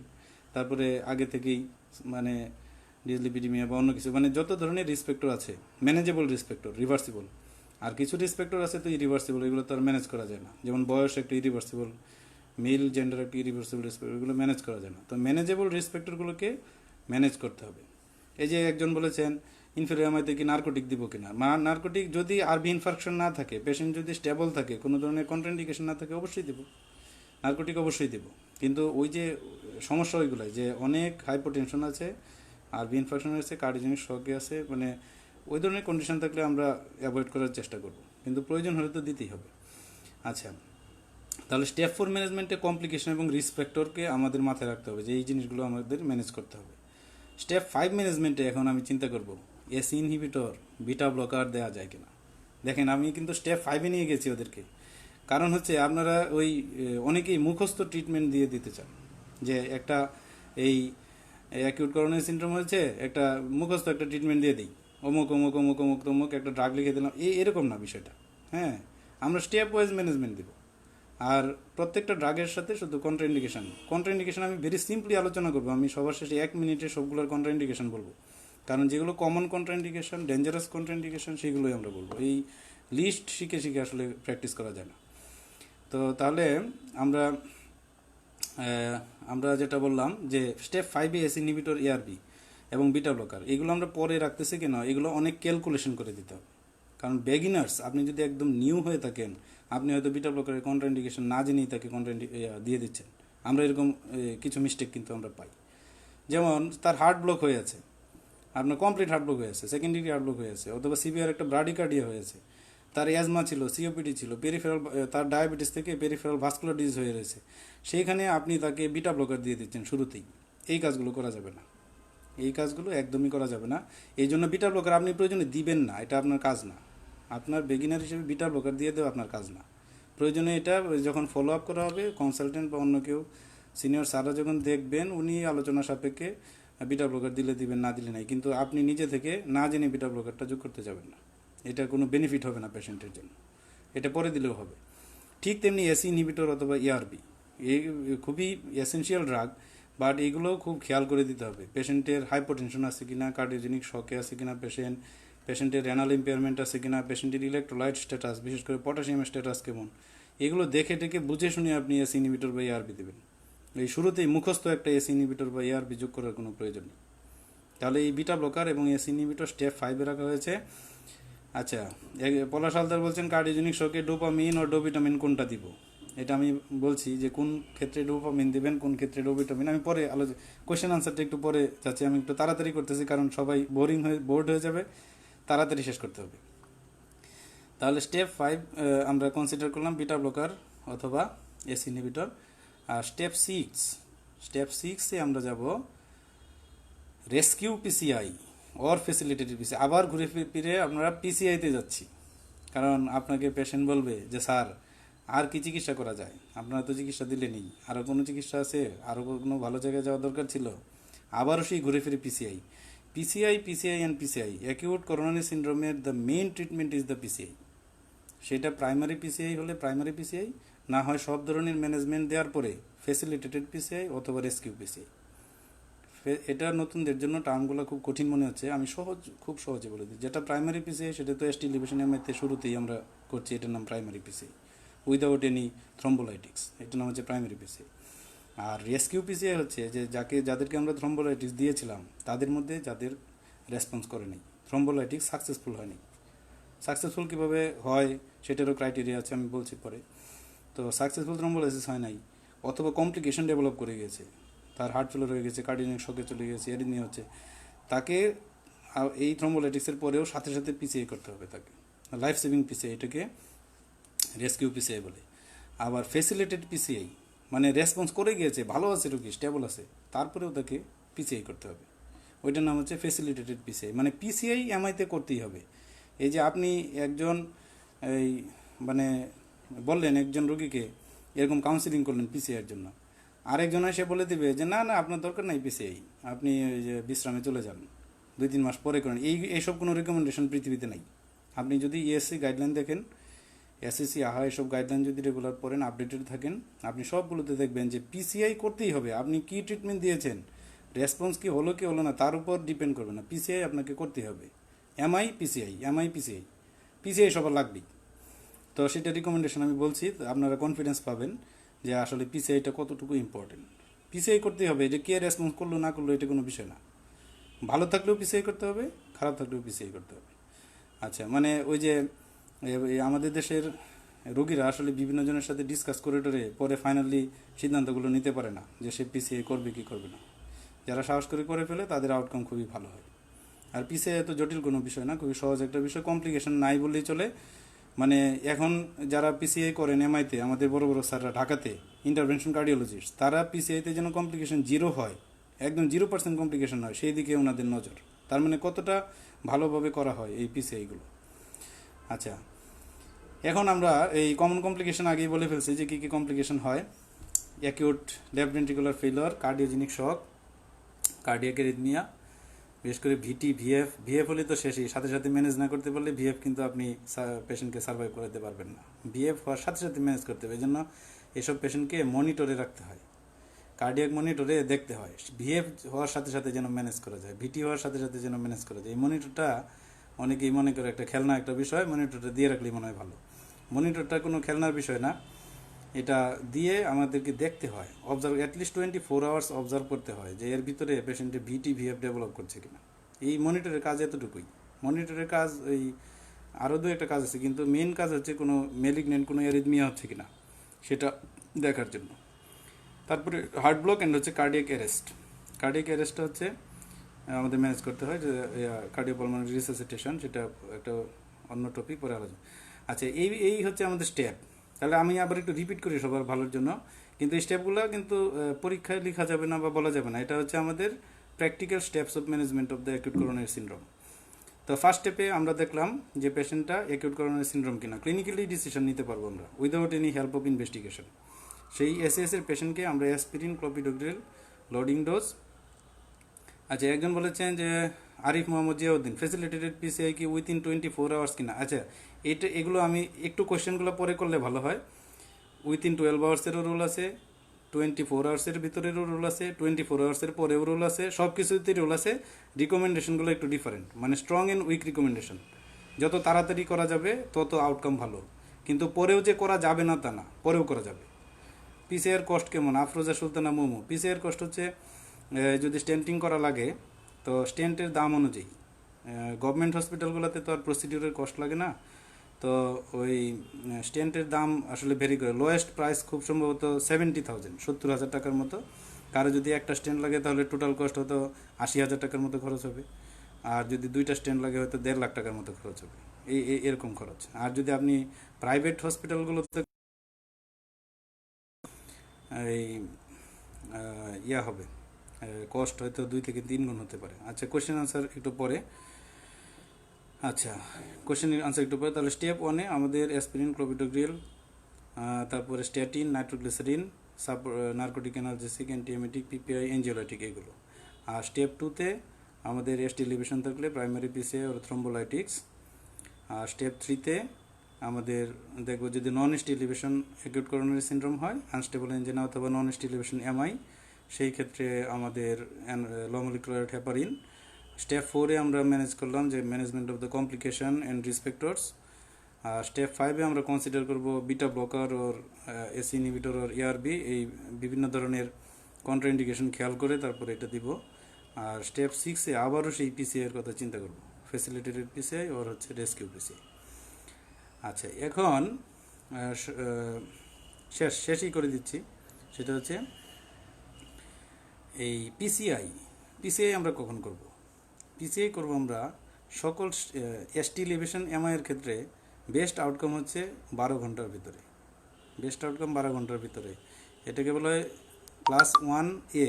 ক্লাস 1A মানে এটা মাল্টিপল মেটা অ্যানালাইসিসের মাধ্যমে এটা প্রমাণিত হয়েছে যে এটা বেনিফিশিয়াল 12 আওয়ার্সের ভিতরে। আর এ মানে হচ্ছে যে level of evidence, level of evidence হচ্ছে ওইটা যে মাল্টিপল মেটা অ্যানালাইসিসের মাধ্যমে দেখা গিয়েছে যে এটা বেনিফিশিয়াল। আর ক্লাস 1 মানে এটা করলে অবশ্যই পেশেন্টের উপকার হবে, this is beneficial for the patient. তো এই জন্য আচ্ছা, পলাশ হালদার বলেছেন যে এসটিকে কেন স্টেমিতে দেওয়া যায় এবং নন স্টেমিতে কেন আমরা লো মলিকুলার হেপারিন দিই, এটার আনসার আমি পরে দিচ্ছি। এটা খুবই চমৎকার আনসার আছে, আমি একটু শেষ করে দিই আর কি। আচ্ছা, তারপরে প্রাইমারি পিসিআই ভার্সাস থ্রম্বোলাইসিস, যে আপনি কোনটা করবেন। অনেকেই ডাক্তাররাও সিদ্ধান্ত নিতে, আচ্ছা আমি মুসান্না বলছেন যে নন স্টেমিতে লো মলিকুলার হেপারিন কতদিন চলবে, এটা ডেভিডসনে লেখা আছে যে আপ টু 8 ডেজ অথবা আপ টু হসপিটাল অ্যাডমিশন। যদি পেশেন্টের কোনো কমপ্লিকেশন না থাকে ডিসচার্জ দিয়ে দিই, ডিসচার্জের পরে আর কন্টিনিউ করার দরকার নেই, 2 দিন 3 দিন পাইলে যথেষ্ট। আর যদি পেশেন্টের ডিসচার্জ না হয়, কমপ্লিকেশন থাকে, তাহলে 8 দিন পর্যন্ত দেওয়া যেতে পারে। আচ্ছা, আমি এর পরে আসছি। তাহলে প্রাইমারি পিসিআই ভার্সাস থ্রম্বোলাইসিস, আপনি যদি দুইটার ওজন করেন যে আমি কোনটা করব নাকি দুইটাই করব, সেই ক্ষেত্রে primary PCI is always preferable than thrombolysis. যদি প্রাইমারি পিসিআই করা না যায় তাহলে থ্রম্বোলাইসিস। আবার থ্রম্বোলাইসিস করার পরেও আবার পিসিআই, মানে কতক্ষণের মধ্যে? সাধারণত প্রাইমারি পিসিআই 12 ঘন্টার মধ্যে করা যায়, 12 ঘন্টার পরেও করা যেতে পারে। হ্যাঁ, সেই ক্ষেত্রে 12 থেকে 24 ঘন্টা পর্যন্ত আপনি প্রাইমারি পিসিআই করতে পারবেন। সেটার বেনিফিটটা একটু কম হবে, কিন্তু করা যাবে। 12 থেকে 48 ঘন্টা, 2 দিনের ভিতরে প্রাইমারি পিসিআই করতে পারবেন। এটা কিন্তু 2018-এর ইএসসি গাইডলাইনের রিকমেন্ডেশন। হ্যাঁ, এগুলো আমাদের মুখের কথা না, এবং আমাদের গাইডলাইন মানতে হবে। এগুলো এইসব ক্ষেত্রে কোনো কারো পার্সোনাল ওপিনিয়ন না নেওয়াই ভালো। গাইডলাইনে যেমন আছে তারা তো অনেক কিছু অ্যানালাইসিস করে ওপিনিয়ন দেয়, তাহলে সেই ক্ষেত্রে আমাদের পার্সোনাল ওপিনিয়ন আলাদাভাবে দেওয়ার কোনো মানে হয় না। হ্যাঁ, এই জন্য এই গাইডলাইন অনুযায়ী এটা। আর একটা দেখেন ভেরি ইন্টারেস্টিং, নন স্টিলিভেশন এমআই আমরা তেমন গুরুত্ব দিতে চাই না, এটা কিন্তু মোর ডেঞ্জারাস। নন স্টিলিভেশন এমআইতে পিসিআই করতে হবে। এখানে রিস্ক অনুযায়ী ভাগ করা হয় পেশেন্টকে 3টা ক্যাটাগরিতে, জটিল হয়ে যাবে। আমি সব রেডি করা ছিল, আগে শুরু করতে পারলে ভালো হতো। Very high risk and intermediate risk patients. এই ভেরি হাই রিস্ক পেশেন্টদের নন স্টিলিভেশন অ্যাকিউট করোনারি সিনড্রোমে 2 ঘন্টার ভিতরে পিসিআই করতে হবে। আচ্ছা, একদম কোয়েশ্চেন করেছেন যে সাসপেক্টেড এসিএস পেশেন্ট কি অ্যান্টাসিড সিরাপ, একজন সিনিয়র অ্যান্টাসিড এর কি কোনো রোল? অ্যান্টাসিড দিলে তো সমস্যা নেই, কোনো রোল নাই, কিন্তু দিলেও কোনো অসুবিধা নেই। আচ্ছা, এটা পরে আসছি। তো ভেরি হাই রিস্ক পেশেন্টের নন স্টিলিভেশন অ্যাকিউট করোনারি সিনড্রোমে 2 আওয়ার্সের ভিতরে পিসিআই করতে হবে। আর হাই রিস্ক পেশেন্টের 24 আওয়ার্সের ভিতরে পিসিআই করতে হবে। ইন্টারমিডিয়েট রিস্ক পেশেন্টের 72 আওয়ার্সের ভিতরে পিসিআই করতে হবে। তার মানে নন স্টিলিভেশন এমআইতেও পেশেন্টের পিসিআই করতে হবে। এটা কেমন রিস্ক, এই রিস্কগুলো ক্যালকুলেট করা হয়। ভেরি হাই রিস্ক মানে যাদের কমপ্লিকেশন আছে বিভিন্ন ধরনের, arrhythmia, cardiogenic shock, heart block, heart failure, এরা হচ্ছে ভেরি হাই রিস্ক গ্রুপ। তাদেরকে 2 ঘন্টার ভিতরে পিসিআই করতে হবে নন স্টিলিভেশন অ্যাকিউট করোনারি সিনড্রোম। আর হাই রিস্ক পেশেন্টের 24 আওয়ার্স, এটা গ্রেস স্কোর করা হয়। গ্রেস স্কোরটা একটু ডিফিকাল্ট, বাট কার্ডিওলজিস্টদের জন্য সহজ। গ্রেস স্কোর করে যদি 140-এর বেশি থাকে, সেক্ষেত্রে 24 ঘন্টার ভিতরে পিসিআই করতে হবে।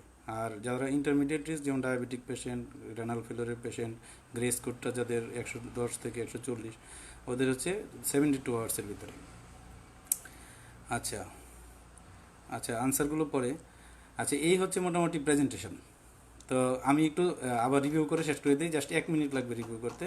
সেটা হচ্ছে আমরা অ্যাকিউট করোনারি সিনড্রোম নিয়ে শুরু করেছিলাম। অ্যাকিউট করোনারি সিনড্রোম মানে করোনারি আর্টারিতে অ্যাকিউট ইসকেমিয়া, এটা একটা ডাইনামিক চেঞ্জ। করোনারি আর্টারিতে অ্যাথেরোস্ক্লেরোটিক প্লাক রাপচারের পরে থ্রম্বোসিস হয়ে অক্লুশন হয়, পার্শিয়াল অর কমপ্লিট। এই কারণে যে কন্ডিশন হয় সেটাকে আমরা অ্যাকিউট করোনারি সিনড্রোম বলি। সেখানে 2টা ডিজিজ, একটা আনস্টেবল এনজাইনা আর একটা হচ্ছে অ্যাকিউট মায়োকার্ডিয়াল ইনফাকশন। আনস্টেবল এনজাইনাতে কার্ডিয়াক বায়োমার্কারগুলো রেজ করে না, আর এমআইতে কার্ডিয়াক বায়োমার্কার যেমন ট্রোপোনিন, সিকেএমবি এগুলো রেজ করে। আর এমআইটাকেও আবার 2 ভাগে আমরা ভাগ করি, acute ST elevation MI, acute non ST elevation MI. আর করোনারি আর্টারি সম্পর্কে আমরা বলেছিলাম, right coronary artery mainly supply the inferior surface of the heart, also in 90% case every node of the heart. And left coronary আর্টারির একটা branch হচ্ছে circumflex artery, mainly supply the lateral surface of the heart. And LED, left anterior descending artery, mainly supplies the anterior or anteroseptal portion of the heart. Then আমরা বলেছিলাম যে acute coronary syndrome pathophysiology, plaque rupture, thrombosis, occlusion, এটুকুই pathophysiology. আর আমরা acute coronary সিনড্রোমটাকে আমরা step wise diagnosis করেছিলাম, যে chest pain নিয়ে আসছে, ক্লাসিক্যাল ইসকেমিক চেস্ট পেন, তাহলে এটা অ্যাকিউট করোনারি সিনড্রোম। তারপরে যদি ইসিজিতে এসটি এলিভেশন থাকে, সেটার নাম হয়ে যাবে এসটি এলিভেশন এমআই। ইসিজিতে যদি এসটি এলিভেশন না থাকে, যদি নর্মাল ইসিজি ওর এসটি ডিপ্রেশন ওর টিন ভার্সন, তাহলে সেটা হচ্ছে নন ST elevation acute coronary syndrome. সেখানে যদি ট্রোপোনিন নেগেটিভ থাকে, সেই ক্ষেত্রে তার নাম হবে আনস্টেবল এনজাইনা। যদি ট্রোপোনিন পজিটিভ থাকে, তার নাম হবে নন এসটি এলিভেশন এমআই। আচ্ছা, পলাশ হালদার কোয়েশ্চেন করেছেন যে পেশেন্টের হিস্ট্রি 2 দিনের চেস্ট পেইন, তা ইসিজিতে অ্যাকিউট স্টেমি। এটার আমার আজকে ছবি ছিল। আপনি ইসিজি দেখে সিদ্ধান্ত নিতে হবে যে তার duration of MI. Chest pain থাকতে পারে 2-3 দিন, সেটা আনস্টেবল এনজাইনা হতে পারে, বাট এমআই এর ডিউরেশন ইসিজির চেহারা দেখে বোঝা যায়। ওইটা রোগীর কাছে জিজ্ঞেস করার দরকার নেই, রোগীর অনেক দিনে ব্যথা থাকে, সমস্যা নেই। এমআই এর ডিউরেশন যতক্ষণ পর্যন্ত এসটি এলিভেশন থাকে, টিটা ইনভার্টেড হয় নাই তখনও, এটা আসলে ছবি দেখলে আরও ভালো বুঝতে পারবেন। ডেভিডসনেও ছবি আছে, দেখবেন স্টেজেস অফ এমআই, বা আজকে গুগলে সার্চ দিয়ে দেখবেন। যতক্ষণ পর্যন্ত এসটি সেগমেন্টে ইলিভেটেড টিন ভার্সন হয়নি, ততক্ষণ পর্যন্ত ধরে নিতে হবে MI duration 0 to 12 hours.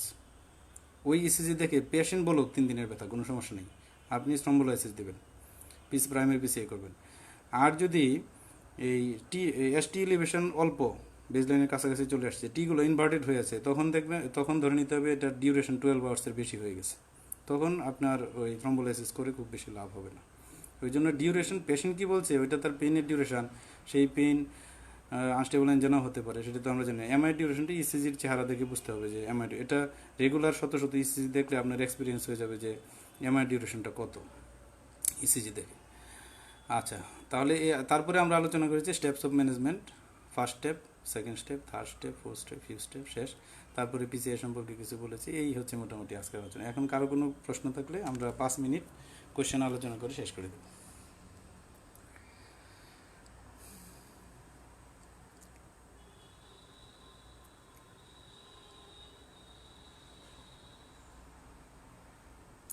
Five minutes for question answer session, any type of question regarding acute MI. R question না থাকলে আমি ভিতরে ভিতরে একটু কন্ট্রাইন্ডিকেশনগুলো বলে যাই। অ্যাসপিরিনের কন্ট্রাইন্ডিকেশন, কারো যদি প্রোভড পেপটিক আলসার থাকে এন্ডোস্কোপি করা, কারণ পেপটিক আলসারের কথা বলতে গেলে সবাই বলে জি স্যার আমার গ্যাসের সমস্যা আছে, আমার এই আছে সেই আছে, কিন্তু প্রোভড পেপটিক আলসার অথবা জিআই ব্লিডিং এরকম থাকলে অ্যাসপিরিনটা কন্ট্রাইন্ডিকেটেড। আমরা অনেক সময় অ্যাজমা সিওপিডির পেশেন্টকেও অ্যাসপিরিন দিই না। এইটুকু অ্যাসপিরিনের ব্যাপারে। ক্লোপিডোগ্রিলের ব্লিডিং ডিসঅর্ডারে তো এগুলো সবগুলোই কন্ট্রাইন্ডিকেটেড। আর স্ট্যাটিন সিকেডি থাকলে, কারো মায়োপ্যাথি যে এগুলো থাকলে স্ট্যাটিন আমরা কম দেওয়ার চেষ্টা করি, আদারওয়াইজ সবাইকে স্ট্যাটিন দেওয়া যায়। নাইট্রোগ্লিসারিনের বিষয় হচ্ছে যদি হাইপোটেনশন থাকে, কার্ডিওজেনিক শকে থাকে, অথবা নাইট্রোগ্লিসারিন দিলে যদি হেডেক হয়, থ্রবিং হেডেক, আনটলারেবল, তখন আমরা নাইট্রোগ্লিসারিন দিই না। আচ্ছা, একটা কোয়েশ্চেন হচ্ছে নন স্টেমিতে কেন স্টেপটোকেনেজ দেয় না? স্টেমি অ্যান্ড নন স্টেমির যে প্যাথোফিজিওলজি, স্টেমি অ্যান্ড নন স্টেমির প্যাথোফিজিওলজিতে আমরা যে থ্রম্বাসটার কথা বললাম, এই থ্রম্বাসটাতে কিছু কিছু থ্রম্বাস থাকে ফিব্রিন রিচ থ্রম্বাস, ফিব্রিনটাই বেশি থাকে। এই ফিব্রিন রিচ থ্রম্বাসগুলো দিয়ে স্টেমি হয়, এসটি ডিভিশন এমআই। আর কিছু কিছু থ্রম্বাস থাকে প্লেটলেট রিচ, ওইখানে ফিব্রিন তেমন থাকে না, তো ওইগুলোতে নন স্টেমি হয়। তো যেখানে ফিব্রিনই নাই সেখানে ফিব্রিনোলিটিক দিয়ে আর লাভ কী? বরং সেখানে ফিব্রিনোলিটিক দিলে ছোটো ফিব্রিনগুলো ভেঙে গিয়ে ডিস্টাল এম্বোলাইজেশন বেশি হয়, পেশেন্টের কমপ্লিকেশন বেশি হয়। এই জন্যই platelet rich thrombus less fibrin content, যার জন্য নন স্টিমিতে ওই স্টেপটোকাইনেস ইউজ করা যায় না। আপনি অনেকেই বলতে পারেন দিলে কি ক্ষতি স্যার? দিলে ক্ষতি হবে মানে এমন না যে দিয়ে দিলাম, বিষয়টাই না। দিস ইজ কন্ট্রাইন্ডিকেটেড, মানে ইন্ডিকেটেড না এটা একটা জিনিস, আবার কন্ট্রাইন্ডিকেটেড। এই জন্য আমরা নন স্টিমিতে আমরা থ্রম্বোলাইটিক দিব না। আচ্ছা, ক্লিনিক্যাল প্র্যাকটিসের জন্য কোন বইটা ভালো হবে? কোন বইটা তো বলা মুশকিল, এখন মুশকিল। আপনি এই টেক্সট বুক ডেভিডসন পড়তে পারেন, শর্টলি সব লেখা আছে ডেভিডসন, কিন্তু এত গোছানো নাই। গোছানো পড়াশোনার জন্য আপনার গাইড বুক পড়তে পারেন। তারপরে আর কার্ডিওলজির তো অনেক টেক্সট বুক আছে, এটা কার্ডিওলজি স্টুডেন্টদের জন্য, সবার জন্য না। আর হচ্ছে সবচেয়ে বড় কথা, স্যারদের কাছ থেকে শিখতে হবে সরাসরি। স্যারদের কাছ থেকে সরাসরি শিখতে শিখতে সাথে বইটই একটু মিলিয়ে নিলেই তখন আপনার কনফিডেন্স বাড়বে। Which PPI are indicated for ACS? Very good question, Abdul Hamid Raktim. Any PPI is indicated for ACS, but মাঝখানে কিছু স্টাডি আসছিল 10-12 বছর আগে যে কিছু কিছু পিপিআই, এই ক্লোপিডোগ্রেল এবং আরও কিছু ড্রাগ আছে, এগুলোর সাথে কমন পাথওয়ের মাধ্যমে মেটাবলিজম হয়ে দেখে ওদের নাকি এফিকেসি কমায় দেয়। তো এইগুলোর কোনো বেজ নেই। পরে বলা হয়েছে যে এইসব স্টাডির কোনো বেজ নেই, এই জন্য বলা হয়তো যে পেন্টোপ্রাজল নাকি সবচেয়ে ভালো, সবাই আমরা পেন্টোপ্রাজল রেখি। অ্যাকচুয়ালি আপনি এনি পিপিআই ইউজ করতে পারবেন, কোনো সমস্যা নেই, যে কোনো পিপিআই ইউজ করা যাবে, কোনো প্রবলেম নেই। পেন্টোপ্রাজল যেহেতু আগে স্টাডি করা হয়েছে এই জন্য আমরা বেশি লিখি। আচ্ছা, স্টেমিতে প্রাইমারি পিসিআই ম্যাজিকের মতো, হ্যাঁ এটা ঠিক আছে। পলাশ হালদারের যেহেতু এক্সপিরিয়েন্স আছে ইয়াতে ওই ইব্রাহিম কার্ডিয়াকে কাজ করার, সেই জন্য আসলেই সত্যি যে স্টেমিতে পিসিআই ম্যাজিকের মতো। আচ্ছা, রাজদি হাসান, কার্ডিয়াক ওয়াল নেক্রোসিস কমপ্লিট হলেও যদি আর্লি পিসিআই করা না যায় তাহলে ডিলেড পিসিআই করার অ্যাডভান্টেজ কি আছে? হ্যাঁ, ডিলেড পিসিআইয়েরও অ্যাডভান্টেজ আছে, ডিলেড পিসিআই করা যাবে। তবে ডিলেড পিসিআই কত ডিলেড? সাধারণত নেক্রোসিস টোটাল কমপ্লিট হওয়ার পরে আর করে লাভ হয় না, কারণ আপনার পিসিআই করে তো সেলগুলোকে সার্ভাইভ করতে হবে। এই জন্য বেশি ডিলে হয়ে গেলে আমরা আরেকটা টেস্ট করি, সেটার নাম হচ্ছে MPI, myocardial perfusion imaging test. এইগুলোর ধারণাও আমাদেরকে এখন চর্চা করতে হবে, ভেরি এসেনশিয়াল টেস্ট। এই এমপিআই করে যদি ভায়াবল মায়োকার্ডিয়াম থাকে, মানে পিসিআই করে লাভ হবে কি হবে না, ওইটা এমপিআই টেস্ট দিয়ে বোঝা যায়। তো ওইটাতে যদি ভায়াবল মায়োকার্ডিয়াম থাকে তাহলে আমরা পিসিআই করব, ডিলেট পিসিআই। আর যদি ভায়াবল মায়োকার্ডিয়াম না থাকে তাহলে ডিলেট পিসিআই করে তেমন লাভ নেই। আচ্ছা, শুভ সরকার, স্যার ইসিজি, আচ্ছা দেখতে পারলাম না, চলে গেছে। সুলাইমান খান, জিটিএন স্প্রে দেওয়ার ক্ষেত্রে বিপি কত এর নিচে হলে দেওয়া যাবে না? এই যে কোনো অ্যান্টি হাইপারটেনসিভ, তারপরে গ্লিসারিল ট্রাইনাইট্রেট, ডায়াবেটিক্স, এগুলো সব কিছুর কাট মার্জিন হচ্ছে systolic blood pressure 90 millimetre mercury পর্যন্ত টলারেবল। Systolic BP. ডায়াস্টোলিকের ব্যাপারে তেমন বলা নাই, সিস্টোলিক বিপি 90। আমরা আরেকটু সেফটির জন্য 100 মিলিমিটার মার্কারি পর্যন্ত দেখি। Ashikur Rahman, inferior MI with আরবি ইনফার্ক্ট উইথ হাইপারটেনশনের পেশেন্টকে ফ্লুইড দেওয়া হয়, বাট আরবি ইনফেকশন আছে। আচ্ছা, সব কিছু দেখা যাচ্ছে না। হ্যাঁ, ফ্লুইড দিতে হয়। আরবি ইনফেকশন আমি আলোচনা করি নাই, এটা ফ্লুইড দিয়ে ম্যানেজ করতে হয়। আচ্ছা, স্ট্যাটিন কেন নাইট ডোজে দেওয়া হয়? পলাশ হালদার, নাইট ডোজে আমাদের এইচএমজি কোয়ে রিডাক্টাস যে এনজাইম সেটা বেশি অ্যাক্টিভ থাকে, যার জন্য ধারণা করা হয় যে স্ট্যাটিনগুলো রাত্রি দিলে কোলেস্টেরল সিনথেসিস কম কম মানে সবচেয়ে বেশি সাপ্রেস করতে পারে। ফন্ডাপেরিনাক্স কেমন ইফেক্টিভ? ভালো ফন্ডাপেরিনাক্সও খুবই ভালো, সবার ক্ষেত্রে দেওয়া ইউজ করা হয় না, সাধারণত যাদেরকে পিসিআই প্ল্যান করা আমাদের দেশে ইউজ মানে খুবই কম আর কি। মানে ফন্ডাপেরিনাক্স, তারপরে আদার ইনজেক্টেবল কিছু অ্যান্টিপ্লেটলেট আছে, এইগুলো পিসিআই প্ল্যান করলে, এফটিপিভেটাইড, এফসিক্সিম্যাব, এগুলো পিসিআই প্ল্যান করলে Iti Tasnim, what about giving injection? কর্সন দিলে দিবেন, না দিলে নাই, এগুলো হাইপার সেন্সিটিভিটি প্রিভেন্ট করার জন্য। বিটা ব্লকার কত হার্ট রেট হলে দেওয়া যায়?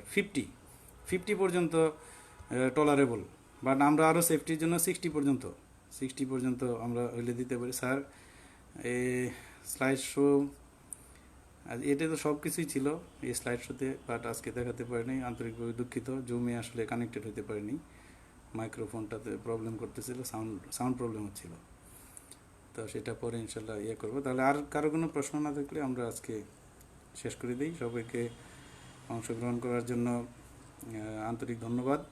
একতরফা একমুখী কথা বলতে আসলে অনেক কষ্ট হয়, যদি মানে বাইলেটারাল পার্টিসিপেশন কথা বলা যেতে খুব ভালো হতো। তো তারপরেও ধৈর্য সহকারে এতক্ষণ 1-1.5 ঘন্টার সময়, 1.5 ঘন্টা সময় সবাই পার্টিসিপেট করার জন্য আন্তরিকভাবে সবাইকে ধন্যবাদ। শুভরাত্রি, শেষ করে দিচ্ছি।